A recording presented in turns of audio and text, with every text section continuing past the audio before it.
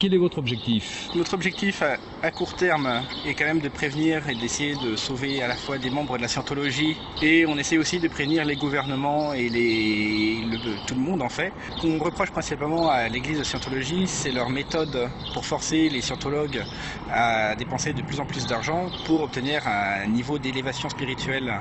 Est-ce qu'il faut interdire la scientologie? On considère qu'il faut interdire les actions illégales de la scientologie.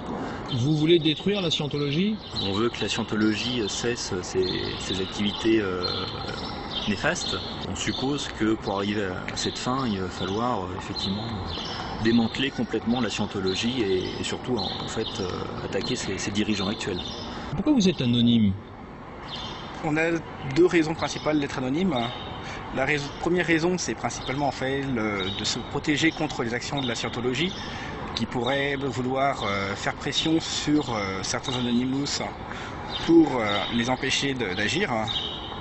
Et la deuxième raison, c'est que de cette façon-là, le groupe existe sans réellement avoir de dirigeants. Il n'y a pas de chef? Non, on n'a pas de chef. C'est-à-dire qu'il faut que tout le monde soit d'accord. Tout le monde n'a pas forcément besoin d'être d'accord, mais ceux qui sont d'accord en fait vont participer à une action. Sachant que si d'autres ne sont pas d'accord pour une raison précise, ils vont exprimer leur raison, expliquer pourquoi ils ne sont pas d'accord, ce qui fera que les gens qui auraient peut-être été d'accord vont pouvoir réviser leur jugement. Alors c'est un fonctionnement anarchiste ça? C'est effectivement un fonctionnement anarchiste. Faut pas pour autant dire que nous sommes anarchistes. On a utilisé cette méthode de fonctionnement parce qu'elle était adaptée à notre mouvement. Face à la scientologie, effectivement, il vaut mieux rester anonyme, décentralisé, et donc pour qu'elle ne puisse pas s'attaquer à nous. Par contre, au sein d'Anonymous, chaque personne a sa propre orientation politique et bon, l'anarchisme c'est une technique, pas une idéologie. Vos actions, c'est quoi? C'est des manifestations?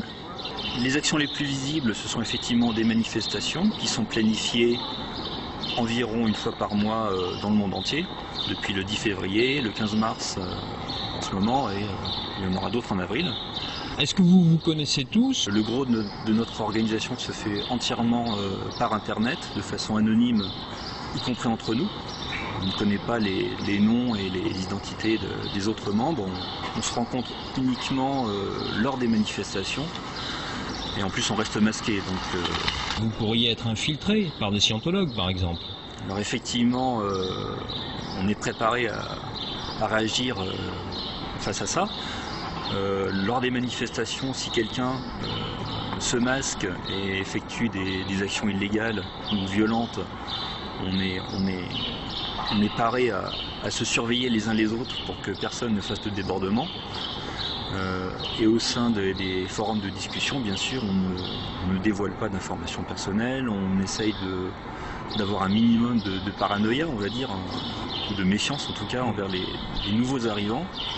Et de toute façon, on va dire que comme c'est très très décentralisé, personne ne connaît tout ce qui va se passer. Donc même une personne infiltrée ne pourrait pas faire grand-chose. La scientologie est déjà au courant de la plupart des actions qu'on entreprend, vu que toutes nos informations sont publiques et que tout le monde peut y accéder sans avoir besoin d'identification, ce qui est justement l'intérêt d'être Anonymous. Vous allez manifester jusqu'à quand, comme ça? Jusqu'à ce que ça change. Voilà.